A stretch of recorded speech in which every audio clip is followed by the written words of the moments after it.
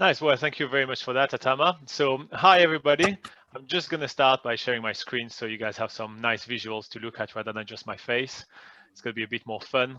I hope that you'll enjoy going through all those slides that we have together. I find them all interesting, but there's a lot of charts and text and everything. So maybe it's not interesting for everyone, but I'll try to make it fun to look at.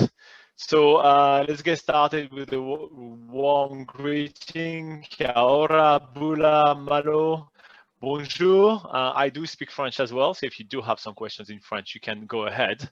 And yeah, so who I am. So a little bit about us. I started my first business in the tourism industry here in New Zealand about 10 years ago. And shortly after that, with my travel partner, Laura, we created what has now become the largest travel guide to New Zealand. So in short, what I focus on and what I do well is I'm a content expert, and we know content inside out, and that's really what we do every day. Oh, oof, what happened? Except that. So we now have expanded to the very popular destination of Fiji, the very beautiful destination of Niue, and the fascinating destination of Tonga. And we are now looking for some more South Pacific destination to cover. And to contextualize this webinar, it would be about website content more than social media. It's going to be conversion versus inspiration. And we'll dive into that a little bit more in depth. If I go too fast as well, start spamming the chat and just tell me, hey, we just go too fast, just go slower. I'm looking at the chat as well at the same time. All right, so let's go over what we will be covering today. We'll have a look at the type of content that the travel sector needs. We're also going to have a look at where does the content fit in the travel conversion funnel. We'll also talk about the place of content in a post-COVID-19 recovery. We'll then go over the best practice to create the best editorial content. And then we'll check how that is put into action with a real example. And I've picked Tonga Pocket Guide for today's session, but it's just one of the many examples that we actually do. So let's get started with the type of content that the travel sector needs. There are two major types of online content. It's social and editorial. So let's quickly compare them a little bit. So for social content, some of the pluses is that it's highly shareable, it's extremely inspirational, it's very easy to get feedback, people comment on it all the time, and it's very relatable. For editorial content, however, you require the integration of sharing features on your website if you want it to be easily shareable. They tend to be a bit more educational and a bit more informational than what you have on social media. You also need to integrate a feedback loop in order for you to be able to generate feedback from all the content that you have on your website. People are not enticed to straight away comment on things and just telling you, I like it, or I don't like it, or I need more information on this or on that. And also you do need to build a bit of trust. Sorry about that. For social media content, the cons are that you don't really have any search engine rankings with that. You won't be able to Google something and find a Facebook post. It can also contribute to over-tourism. There are multiple examples on that we actually are working on here in New Zealand. For example, the Tongariro crossing, I've had to add a ton of extra conditions onto the crossing in order to manage the huge flow of people. And that's partly due to the fact that there is a lot of very Instagrammable posts there. There is also Roy's Peak in New Zealand, which is near Wanaka, where people literally have to line up to take that one epic Roy's Peak pictures, which is a guy on top of a mountain in front of all those lakes. So it contributes to over-tourism, and with that comes usually faster travel times, which means that people just want to hit a couple of hotspots and then move on. And obviously, social media tends to like credibility. For editorial content, some of the pros is that it actually shows up on search engine. When you Google something, you will find usually editorial pieces of content. It helps you also showcases more points of interest. When you have only one or two Facebook posts, you usually have only a handful of locations which have been showcased. But when you have full editorial content and big, long pages of website, you can actually showcase a lot of points of interest, which allows you to first spread the tourist and stop over-tourism, but also be able to be more attractive to some tourists which may have selected center of interest. So in short, it promotes longer stays and larger spends.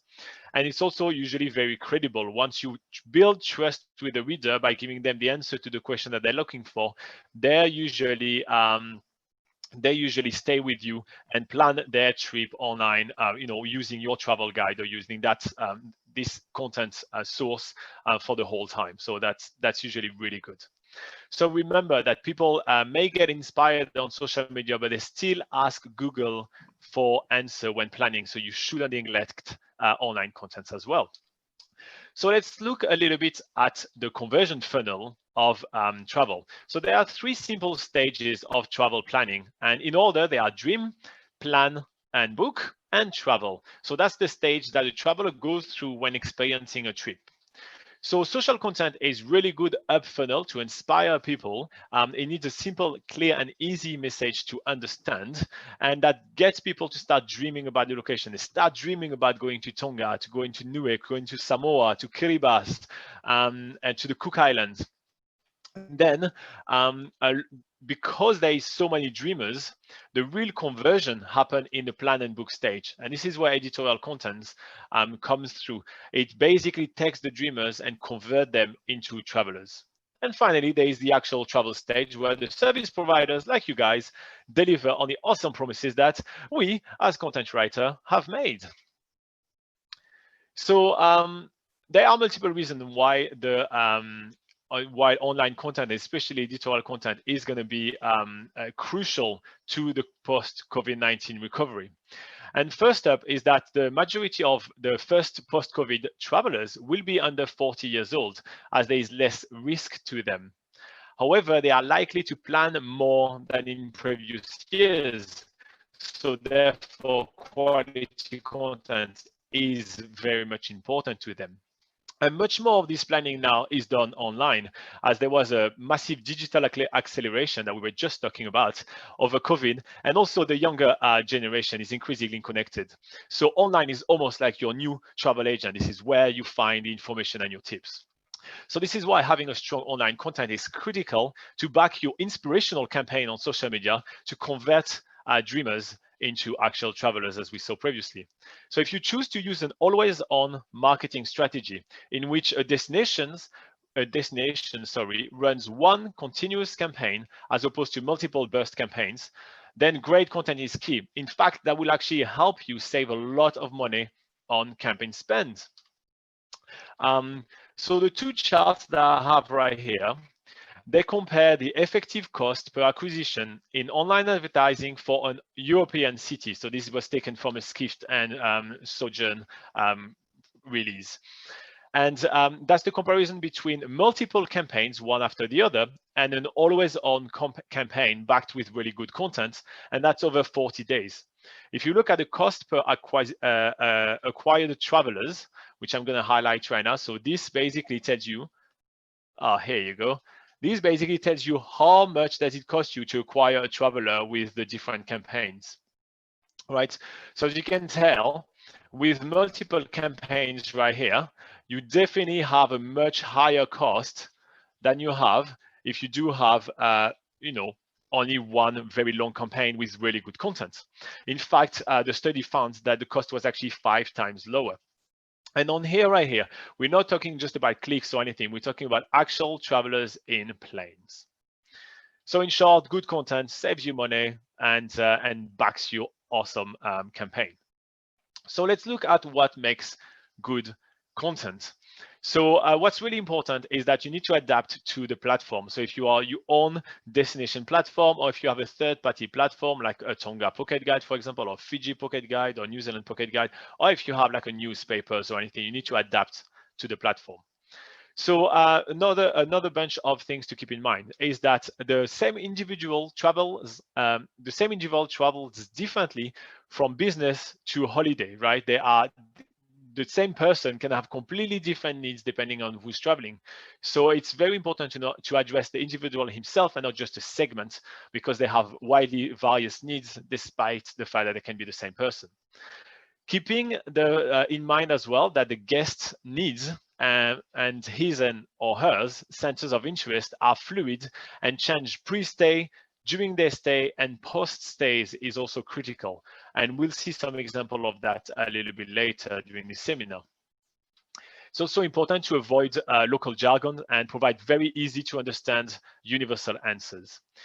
Again, I cannot stress enough how important it is to describe even the most simple processes and give answer in the simplest manner possible and not in the form of government memo, for example. In short, for any of your decision, you need to think, what would New Zealand Youth, Aussie Zoe, or American Rick want to hear? And then give them the answer in that format. Finally, one of the other great advantage from a good editorial campaign is that you can run third-party content as advertising campaign, and it's highly effective and it increases the destination profile tremendously. So for example, that would be promoting a pocket guide article, let's say 30 tips to travel to Tonga, because Tonga is the example of the day, on a Facebook post or as a Google campaign, and that will actually increase the effectiveness of your campaign because you just share useful tips. All right, so now I gave you a bunch of tips, which all looks a little fuzzy. We're gonna look at those in practice. So we're going to take the example of an American father, we'll call him American Rick because I'm original, to take a trip to Tonga with his wife and his 3 girls. So how can we convert this man from a dreamer to a traveler, and actually to even more than a traveler, 5 travelers, because that's 5 plane seats right here. So American Rick is gonna be inspired on social media and start doing some research online to try to figure out some ways to plan his trip to Tonga, because as we know, Americans don't necessarily know that much about some of the destinations that they visit. So the first thing that he may be looking into is to try to find some itineraries for Tonga for 1 week. So he may stumble upon these articles, which literally has a list of itineraries which are ready for him to use, and they are depending on kind of selected kind of criteria. And once he's happy with one of them, he can just click on them and have a full page with his all itinerary done for him. For example, he can select the Tonga family itineraries for 7 days right here, and he will have the entire itinerary day by day done with all the suggestions of things to do and places to stay at. So once he's done that, he's actually kind of convinced, and he's like, okay, Tonga is going to be a place I want to go to. So he may try to engage his kids to actually be excited about this trip and even maybe be part of the trip planning process.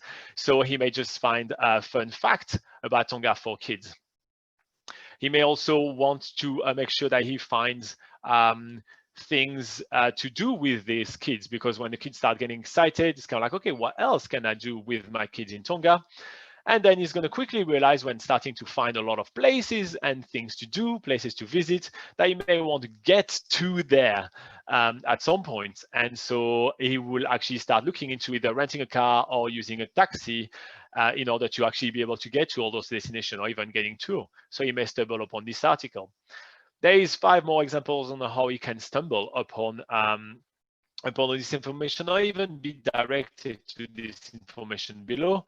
But we have even more than that. We have even another 10 more right here, because throughout planning his trip, he may just start getting worried about the weather in Tonga. We know that it's always a really big question when traveling to the South Pacific. What's going to be the weather like? What can I expect?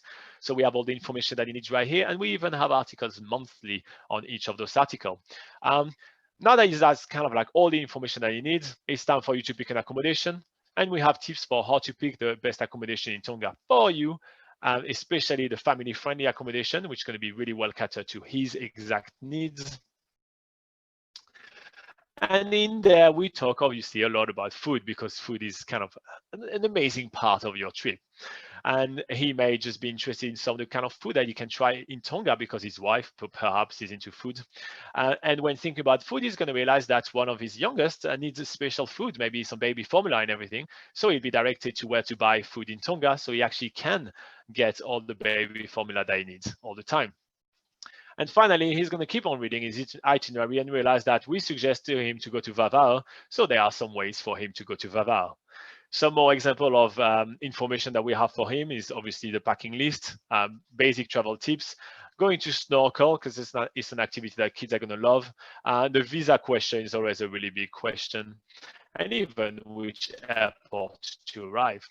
So we capture Rick basically with a ton of very useful articles that have a ton of very simple answers to basic questions when traveling in Tonga. In fact, in the Tonga Pocket Guide that was launched in I think that was November last year, there is already 650 or more than 650 articles on Tonga Pocket Guide. And that's just the preparation step of their trip. We have 100 more of activity related, souvenir shopping, and airport transfer to cater to the other stages of American Rick's trip. American Rick, yeah. All right. So let's look at each article individually, and I mean, not each, but one of them, and let's see how they're made and what makes them good. So articles are built with, first up, the content. The content is addressed only to one topic, and it's cut in a lot of very easily digestible sections. So it's very easy to read. And even if you want to skim through the whole page and just find the one information that you're looking for, it is very easy to do so in only a quick scroll. It also uses very simple language. It's kind of fun to read. It's relatable tone, and it's not something which kind of like you have to kind of work through. It kind of flows by itself. It also links to a lot of other useful pieces of content. Every single time you see text in blue right now, they are linking to other useful pieces of content which are related to what we're talking about, in order to show them that all the information that they have is here. So that creates a very clear conversion funnel that leads travelers to created listings that in turn leads them to direct booking options in order for them to get started on that booking of the trip. Finally, we also use very relatable images that are beautiful, but also not too perfect, because what we really try to keep in mind is relatability. Those images, they do look like the images you can take when you travel to Tonga. So as a result, we're going to be looking at what kind of result we get for our site. So this is a screenshot from our actual Google Analytics page. Some of you guys may be familiar with this. And in a week from the 17th to the 23rd of October 2020, we had over 4,000 unique visitors on the site. So that's on Tonga Pocket Guide, which is pretty big compared to what Tonga Holiday gets, for example, which is between 40 to 100 visitors within the same week, and the Ministry of Tourism that had around 40 visitors. So even despite COVID, we were still generating a massive amount of interest for Tonga, which proves that travelers are actually planning their trip right now. They're locked at home, and the only thing that they want right now is to actually get out, so they start dreaming about their holiday. So our bounce rate was really low, which means that people were really engaged with our content. And also, we obviously cannot check any bookings for the week that, which is in the middle of COVID right now.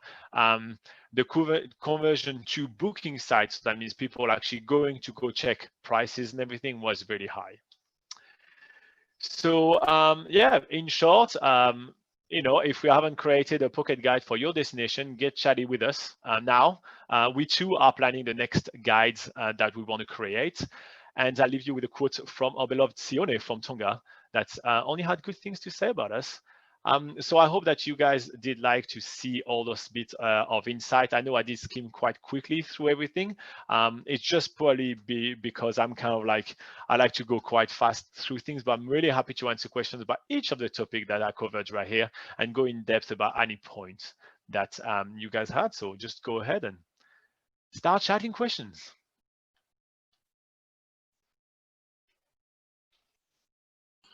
Hi, Robin. Can you go back to the travel funnel that you show and just explain it a bit? No worries. There you go. This one? Yeah, that one. Perfect. So yes? Yeah, just you can just go through this one again. For sure. So when a traveler is considering getting on a plane and traveling somewhere, or is itching to leave his apartment because he was stuck in lockdown forever, the first thing that happened in his mind is that he's dreaming. So he's going to be dreaming about, where do I want to go? And usually that comes down to like kind of flicking on their Instagram and kind of seeing a lot of beautiful pictures of selected destinations and be like, wow, this is really a place that I want to visit. This is kind of the stage where they're a little bit more butterfly. They will jump from one destination to the other quite easily. And this is the place where you as a destination needs to be the most inspiring, the most beautiful. And quite often they will actually click and go to quite a bunch of websites and go and start checking a few things. But then when they start pinpointing one or two destinations, they move on to the plan and book stage of their trip planning. This is usually where destinations lose the most amount of people, and especially in the South Pacific, where we have countless amount of data that actually tells us that there is a lack of trustworthy information within the industry, and that therefore travelers are kind of dropping off because they just can't find the information, which first they want, second is kind of reassuring them that it's safe to travel there and all that, and also which is making their travel easy. And let's be honest, here we're talking about planning a holiday or planning a trip. People tend to be quite lazy, you know. They want other people to do the job for them, basically, and they just want to be able to put their feet up and enjoy it, enjoy the holiday. So this is where you need to have really strong editorial content. Even the simplest and the very, very easy questions that you have, that a traveler may have, sorry, needs to be answered in a very easy way. And you need to have a clear, simple answer, and also a little bit of the answer that they want. So this is why we have that much amount of content. For example, on Tonga Pocket Guide right here. I'm just going to remove my all my drawings right here. But yeah, this is why we have that much type of content, because sometimes, you know, when people are going to be like just thinking, oh my gosh, I won't be able to connect, you know, I won't even be able to have to connect back with work or anything, I'm not going to get there. Having those answers constantly for them is very important. So all our content, the way we create it, is that we move the travelers from this is your question to this is how you can plan your trip, this is how easy your itinerary is done. And that's why our itinerary page is so popular. All the itineraries are all sorted for them. They literally have nothing else to do than just print the page and bring into their either the travel agents or to just start booking by clicking on the links, and they're all sorted and the entire week is done for them. And so then let me go back to the travel funnel. And then after that, obviously there is a travel stage of you know, this whole experience, which is provided by the service providers. That's the airline, that is the hotel, that is the tour operator, that is the restaurant, that is all of that, which is providing a great experience.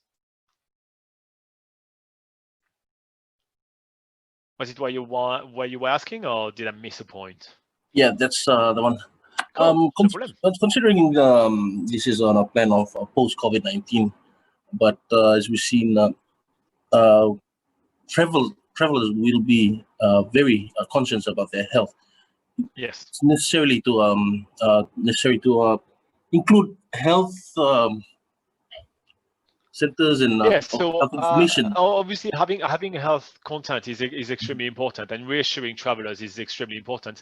I mean, some of the first pages that we write, obviously, when we do a guide, is it's all about the vaccination which are needed. Even if you need no vaccination to visit, even if there is no vaccination mandatory, for example, for New Zealand travel guide, one of the most popular page is, do you need vaccination to travel to New Zealand? It's pretty obvious for us that, you know, there is no mandatory vaccinations, but it needs to be a page that goes everything, you know, go over the whole process in depth and just give them some information. You know, people tend to be quite smart, and they are able to kind of see that the page has all the information that is needed for someone. Oh, sorry, let me just go over this one again. I'm just trying to get this one to play. How does it play? And okay, can we get you to play? No. So yeah, I want you to see the article, but that will work at some point. I'll make it work while I talk. So even in the articles, which are that lengthy and everything, people are able to skim through the whole the whole content and find the right information that they want. Not everybody, actually, I will argue that almost no one reads an entire page online. That's extremely rare. But you do quickly skim through, you go to the exact section that you want, and you just read that, and then you are usually directed to another place that is more interesting for them. I do not know why I can't play this anymore. I'm very intrigued. But yes, definitely having health content is extremely important. Yes. You guys have any other questions? Suzanne, you were about to redo your website. Did you have questions about content?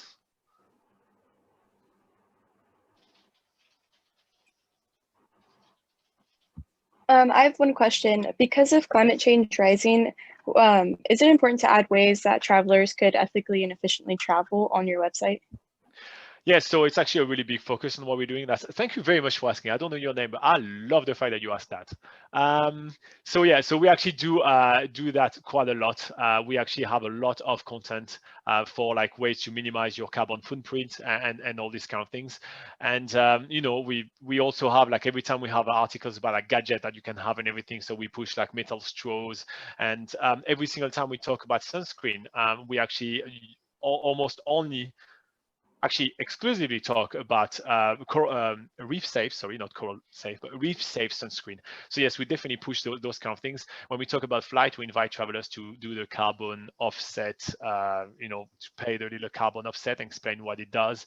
And whenever we can, and it's actually something that we're going to be focusing more and more, and especially in the next destination that we want to go visit, we will also show real example on what those things do, because it's sometimes some of those ways to kind of you know, save the planet while you travel, they're really fuzzy. You know, like when I book a flight with Air New Zealand, I check, yes, I want to offset my carbon footprint with $12.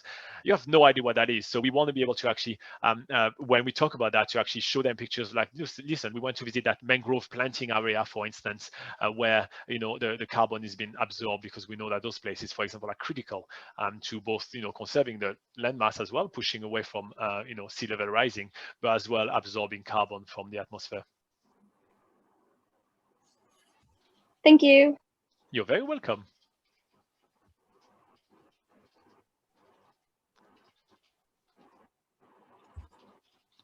Do we have any other questions from the floor? It looks like we covered everything.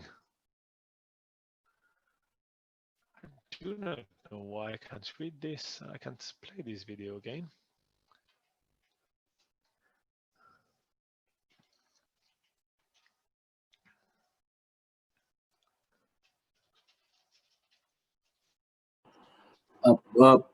Robin, Yes. how many pocket guides have you guys created? Have you and your team created for the Pacific at the moment?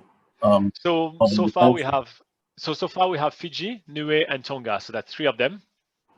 We obviously want to work with more organizations in order to create pocket guide for them. And, you know, basically the more nations we put online, the more we can actually do. One of the things that we do when we create those pocket guides, we actually offer training. So when we go on location, we actually do like free seminars on, you know, on the digitalization of the world, you know, helping people with creating websites and all that. I've created countless amount of websites in my days. And yeah, so we do all these kind of things. And also we provide, you know, we support the destination for the foreseeable futures, right? So we share all the data that we gather. We're really good at gathering that data on like what travelers are interested in, what are the current trends, which one are going to be the upcoming hotspots and all those kind of things. We're also really good at being able to direct travelers to other destinations. So if, for example, some places get completely overrun, so that's thing that, for example, thing that we do in New Zealand, you know, if there's too much strain on like the Tongariro crossing and everything like that, we offer like, you know, we push more content, which is kind of like, hey, this is alternative to this and that, which actually better, all those kind of things to be able to manage a tourist flow as well. So yeah, we do a ton of stuff for the destination. That's why we got such high praises from the CEO of the Ministry of Tourism of Tonga. And yeah, we really want to do more locations. So ideally, we do every single one of the SPTO members' destinations. It's just up to them to start chatting with them and get this happen, get the ball rolling.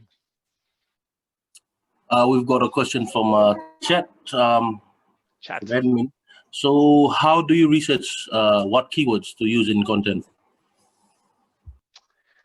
Oh, that's a really good question. So obviously there are ways to research trends. So there's tools like such as Google Trends. That's a really good way to do that. But we also use like now that we've reached a certain level, we actually are able to actually know what travelers are after from similar kind of destinations. We also analyze the data on our own website. So there is a search bar on our own website. So every single time there is a search that yields no result or no accurate results, which is not something that our website users usually knows, but when they be given results, we have a percentage of accuracy. So it tells us like the result that we gave them, they were only about 13% accurate. So we gave them something, but we weren't sure. That's what the robots tell us. So we actually we receive an email straight away that tells us someone searched about this and they didn't find an answer. So that's a really good one. We also receive a lot of emails, so it's kind of easy to reach us. There is a contact page, which is really simple. So we receive, for example, for Fiji, we receive an average of about 20 emails a day. So that's 20 people which are planning their trip and say, hey, I was reading your guide, but can you tell me which one was the best kind of cruise to go to the Yasawas Island or something? And then we learned, okay, that wasn't clear enough. The information wasn't clear enough. So then we add that as well. So we use trends, we with past experiences. We use data from our website, and we also use literally direct contact with our readers. So yeah. Here's a question from Susan. Yes. How often are you updating to ensure content is current, or is it continuous? So it's continuous. We update the content literally all the time. Every single time we receive feedback. So I was trying to replay that one last slide. I'm going to try again to replay that because there is a good example on that here. Can I play this? And why is it not playing? I do not understand why it's not playing. But yeah, so at the bottom of every single one of our articles, there is a feedback loop, which is something that I was hinting before. When you create a good website, you need to have a really good feedback loop. And so at the bottom of each of our articles, there is something very simple that will allow people to actually be able to give us feedback and tell us, this is what, yes, now it works, perfect. So this is what we need. We wanted to see. So once I'm talking at the end, you'll see that around the bottom of the page. So there is a place where literally it asks in big, bright and blue, it says, was this article useful? And you click yes, or you click no, it needs some improvements. And as soon as you do that, it literally it opens the box and say, hey, tell us what you think we could have improved. It doesn't ask you any email addresses, any login, anything like that. And as soon as you typed it, it's sent automatically to us. So it's really frictionless. There is not even a need of any more clicks after that. It's literally just telling us constantly what people wanted to hear from this article, and that's a great way for us to also actually to answer the question as well on how do we come up with new content. Is how often do we actually get those kind of questions. If we get someone that says, oh, I was asking about this, but I didn't get my answer, or I thought this article was, will be covering this and that. And so we know that those pieces are missing, and then we add them. So that helps us update the content. We receive this kind of, like, oh, this article needed improvement. We receive some of those literally on a daily basis. Like, I mean, in New Zealand, we receive about 20 a day. For Tonga, it probably will be about maybe once to twice a day, and we always just go through them. We add them to the log, and we have an editorial team that goes over that literally on a weekly basis. So I'd say for Tonga website, we probably spend about I'd say about 8 hours a week doing updates. It's going to come up right now on the screen, by the way, while it's loading. You see right here, it says, was this article useful? And it says super useful or needs improvement. And it's a great way for us to know if we do things right or not. Thank you. You're very welcome. Was there anybody else asking questions? There's another question from Marina. How do you decide what to feature on your guides? Example, which resorts, which dive operators, which destinations within the country, etc.? So when it comes to destinations within the country, we obviously try to feature all of them. Because we feel like it's quite important to actually give choices. And I feel like, especially in the South Pacific, giving people a lot of destinations to choose from, it's actually better rather than concentrating tourists in only one place. When it comes to dive operators or resorts and everything, we actually tend to feature everybody. There is not much of an incentive for us to not feature anyone, since they get on the site for free. So it's kind of like, let's put everyone, and then let's get the reader to choose by themselves. So what we really try to do, and the way we create content is, we are going to give you a lot of very factual and simple information for you to be able to make the choice on which one is going to be the best for you. When we kind of do like the 10 best or this and that, the orders is usually in kind of like the ease of booking as well, like people that a resort that's going to be kind of easy to book as well, and that's going to actually drive conversion is going to be better, rather than a resort that has a very old website where you have to email your credit card numbers, for example, in order to secure the booking, which is not something that overseas travelers are very keen to do nowadays. But yeah, for like, how do we choose who to dive with? Honestly, we list everybody. I mean, in Niue we list everybody, and in Tonga we pretty much list everybody as well. Yeah, as long as they are, they have a current license, they're not an unregistered operator that is just doing it on the back of this van. It's fine for us. And here's another question from chat from Christian. How can a pocket guide for Samoa quickly promote local tourism during COVID recovery period? So local tourism is usually a little bit different. You've got a lot of people which tend to do things. When you are local, you want to do things that you kind of know, like, it's a bit harder to get kind of local to actually want to spend money in their own country. And this is something that we're facing right now here in New Zealand, right? And we have shifted a lot of things, and we're working with a lot of regional tourism organizations, so RTOs in New Zealand, to promote more local tourism. But the one thing that we do very successfully is that we showcase to people, including locals, the wealth of things that there is to do. People are always so surprised of how much there is to do where they live. You tend to always take the place that you're from for granted. So when you hop onto one of our articles and you realize that there is literally 20 free and cheap things to do, for example, in Sabu Sabu, and you've never been there, you're like, wow, okay, maybe that's a good place to visit. It's going to be kind of cheap, and it's going to be a lot of fun. Or like amazing family experiences, because right now we have a lot of families which are kind of stuck at home and kind of like they don't have an option to get out and do other stuff. So right now, our family-oriented content, especially for New Zealand, is doing extremely well, because you get a lot of families which are like, okay, well, where do I take the kid this for Christmas? Because we used to go to Australia, we used to do this, and we can do it this time around. So showcasing the wealth of things that there is to do definitely help promote that. So that's the kind of thing that a lot of local organizations here in New Zealand are promoting. They're promoting our things to do for families in insert destination here, and that's the thing that we do very well there. So yeah. But also looking beyond as well, this is content that will help also families, over international travelers as well. Content always, it does take time to be created, especially quality content. It's it's when we create those pocket guides, we have visions of like 10 years working with them, and that's the kind of thing that we did. When we talked with Sione, and we went on the family and everything, and that's with him. The first thing that we were talking about was okay, we're starting a 10 years journey together, and we're going to create that awesome things with you guys, and we work for 10 years. So we will start the international recoveries with them as well.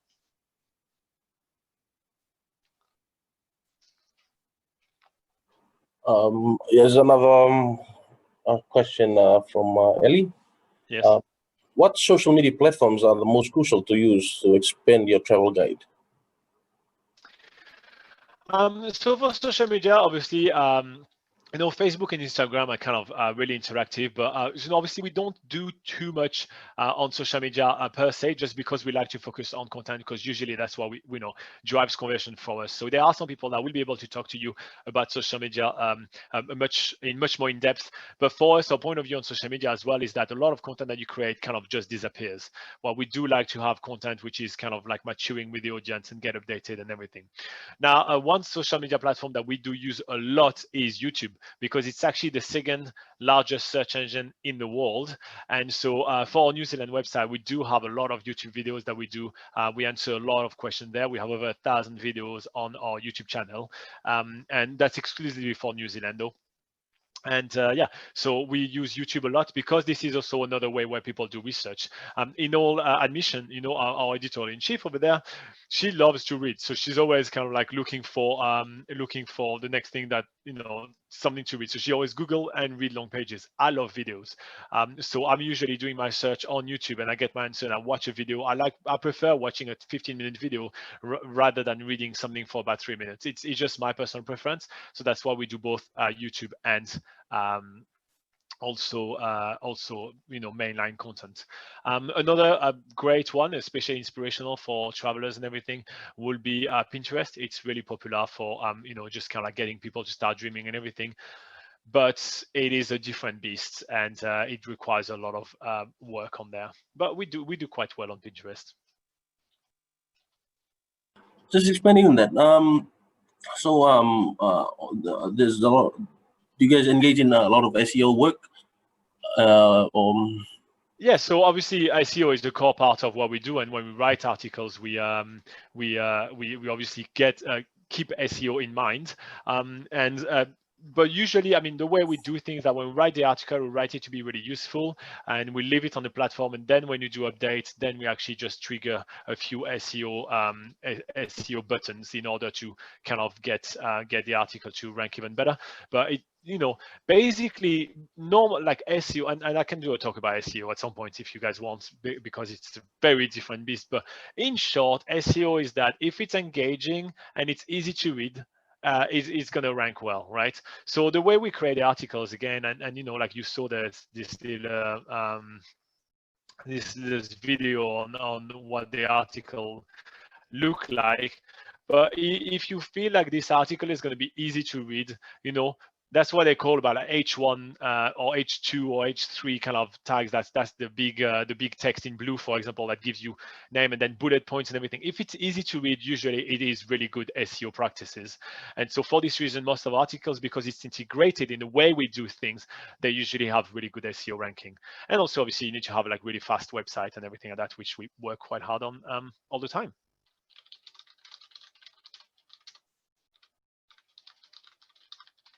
So do you guys do any social search engine marketing at all, or just leave it to SEO to handle the rank? No, we do that. So I do that. This is kind of my area, you know, like they do editorial, I do SEO. So no, we do that in a house. Yes. So yeah, we do. Yeah, we do that. We do that quite a lot.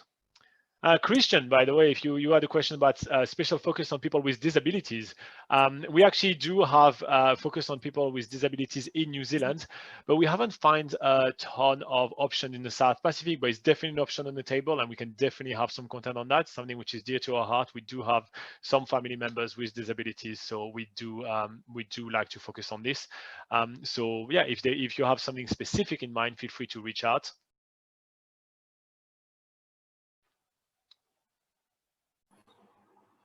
If anyone else has a question, you can unmute and ask your question for Robin.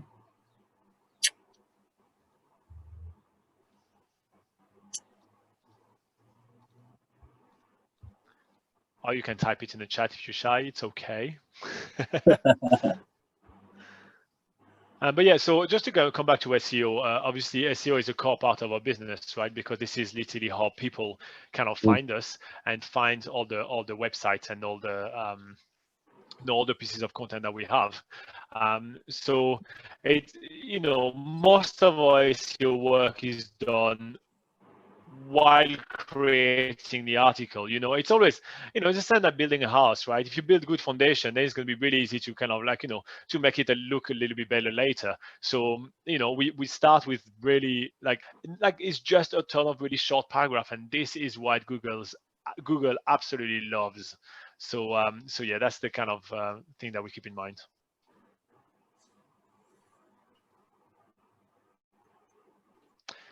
Susan is asking, when did you do Tonga? Before shutdown, can you still do without visiting and knowing firsthand? So yes, we actually did go to Tonga before lockdown. We were lucky enough to kind of finish that before. So what usually happens is that, depending on the size of the destination, obviously, but we spend between 2 weeks to a month, depending on the destination, on land, and we do literally as much as possible. Like, it's the busiest fan meal you've ever seen in your life, Susan. I can tell you that. It's very rare that we don't have at least 2 activities, or, you know, 15 to 20 resort visits in one day. And it's like bam, bam, bam, bam. We have like jam-packed itinerary for all that, and we take all our pictures, we take all our notes, and then we get back to New Zealand. And this is when the whole writing process and everything.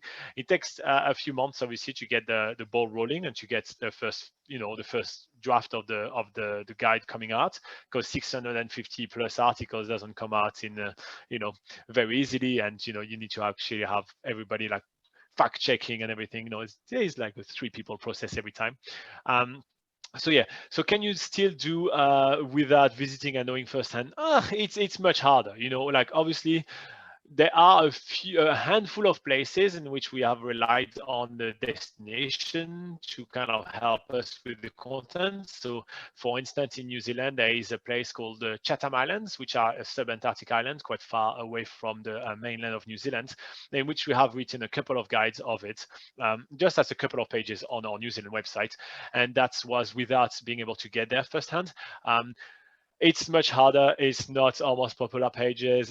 You know, we usually like to get there firsthand, and actually experience it, everything ourselves, and be able to report to the team, and have, like, you know, we always film and you know, take pictures and everything, and be able to kind of like, oh, this is what it was and everything. Like, kind of be able to kind of rewind the video and be like, oh, we drove past that. This is the place. This is all those kind of things. So obviously we do get there firsthand. So right now we are kind of bound in New Zealand, and so that's why we actually have plenty of time to kind of plan the next destination, and that's why we, you know, the invitation was put up to any destination I'm currently watching, which is kind of like, yeah, a pocket guide for, you know, for example, Samoa would be good for us. The invitation is there. As soon as we can get on the plane, we'll do that. Can I ask one more question? For sure. Are your clients mostly the government tourism authorities? So no, actually, but that's a good question. So I'm just going to go back to my last slide. Up, come on. Here you go.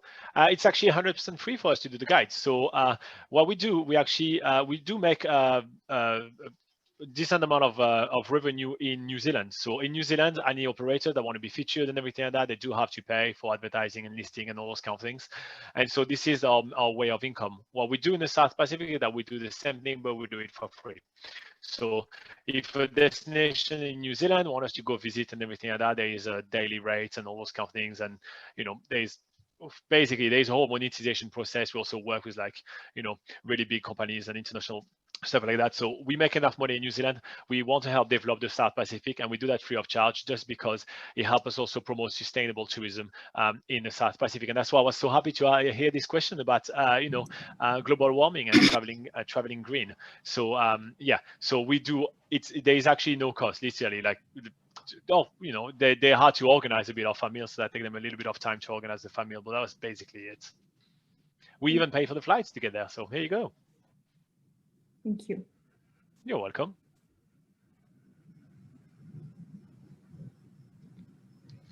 Hi, Robin.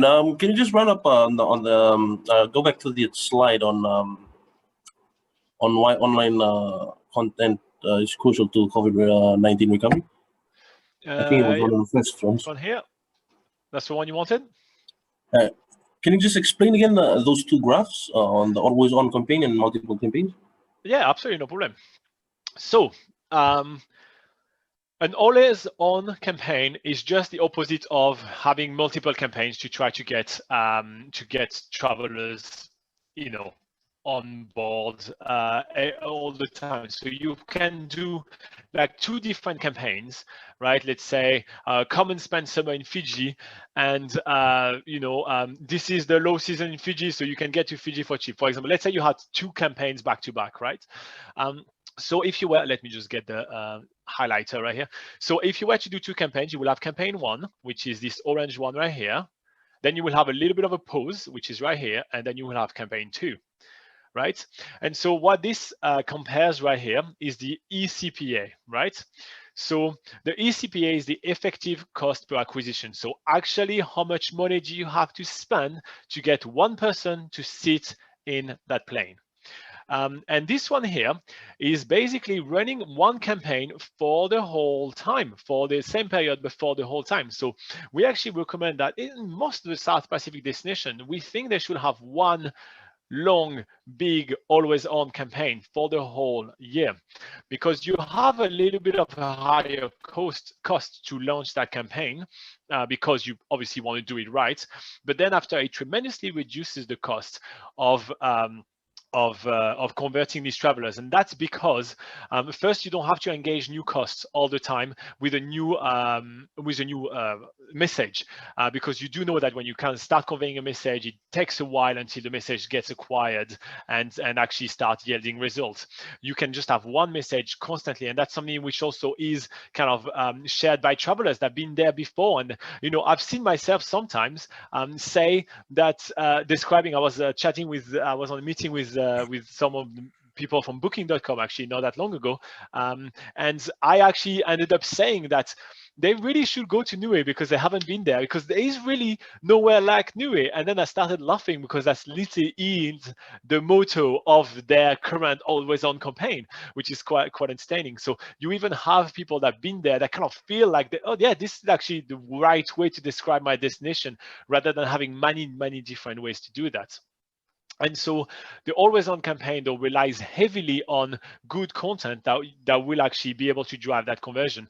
And this is also one of the reasons why the costs are also a little bit lower, because multiple campaigns, they usually rely heavily on, like, you get print, you get advertisement on New Zealand Herald, and then you get a sponsored post on Facebook, and then you get a few Google ads and this and that, so you get a lot of different stuff happening. But an always on campaign usually relies on one strong message vehicled through almost every single piece of content that is created about the destination. So for all of your families, for the rest of the next, let's say 12 or 24 months, you're going to push the one message, you're going to push that one thing, so it's become cohesive, and you realize way more on content, and that content is usually the thing that converts, because conversion is literally what puts people's butt in the seats. Here you go. But if you do have specific questions on it, go ahead. I think there's a question on chat. Yep. Do you write? Do you want me to read it? Yeah, go ahead. Do you write the content and take photos of, say, the accommodation you feature, or do you rely on the operators to provide it to you? It really depends. So if we do have a good photo of that, let's say we're walking around the Indian Nara and we took a picture that we think is good enough of the Hilton, we'll go for that. Sometimes, it will be provided by the Hilton, or by this, or by by some of our other partners, like our larger partners such as booking.com and everything like that. So it really kind of depends. But everything that we write, yes, it's us. We've been to most of the places that we go to. And it's all like kind of every pieces of content that is written, every sentence is actually unique. It's not just copy and paste from a website. I feel like doing that will do a disservice to both the operator as well as to the traveler, because, well, the traveler straight away will lose trust if he sees that I just copy and paste the TripAdvisor definition of something or the booking.com definition of something, and we just copy and paste it. Straight away you lose your reliability. And also there would be no point of me having to literally get off the car and actually go or roam around that resort for a little bit to kind of get a feel for the place. So yeah, so that will lose the whole purpose right here. And also it would do a disservice to the operator because, well, as soon as a reader will kind of arrive on the page and see that it has been, you know, it's the same thing than that, it was like, okay, well, I don't know if I trust that anymore, so I'm going to look elsewhere, and you may have lost that person that was ready to convert. So we do everything ourselves. And yeah, for most of the photos, we try to do as much as we can ourselves. One of the things that we do with the photos actually is that we also provide them to the destinations. So we gave, for example, to Niue, when we finished, we gave them over 900 photoshopped and ready to use photographs to promote their destinations. And it's free for them to use as much as they want. They just have to obviously credit us, you know, somewhere at the bottom, but that's pretty much it.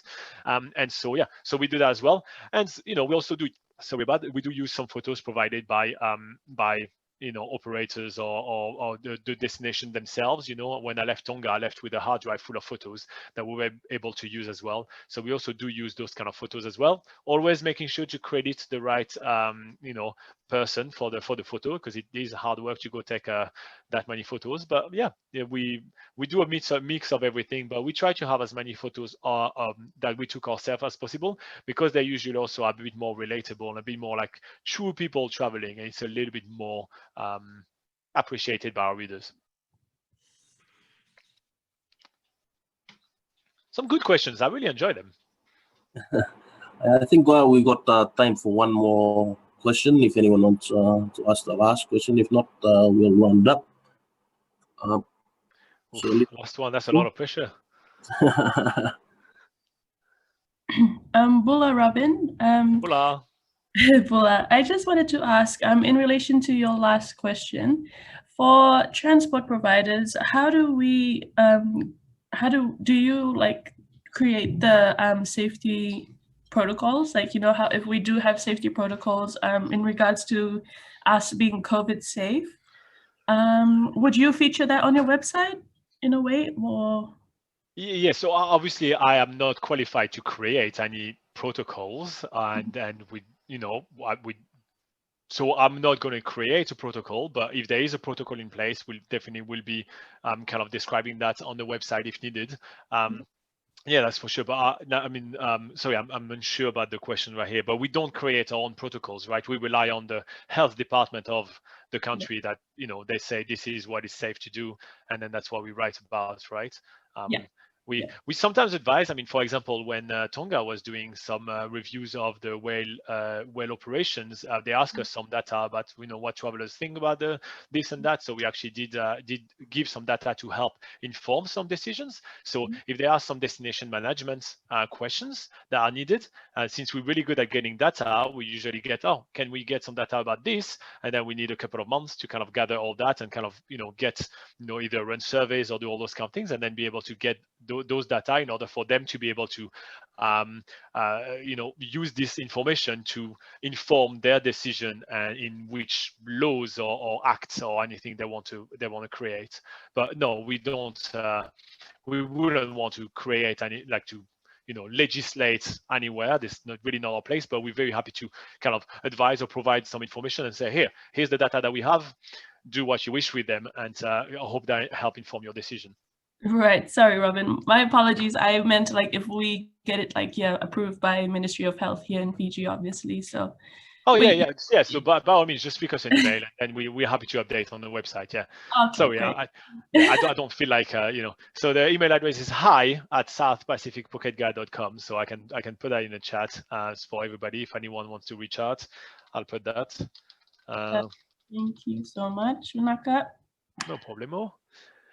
How many typos did I do? None of them? Okay, I can send. Here you go. So in the chat box for everybody, I put my email address. So if anyone has any follow-up or wants to, ask, you know, or want us to update a listing or anything like that, go ahead.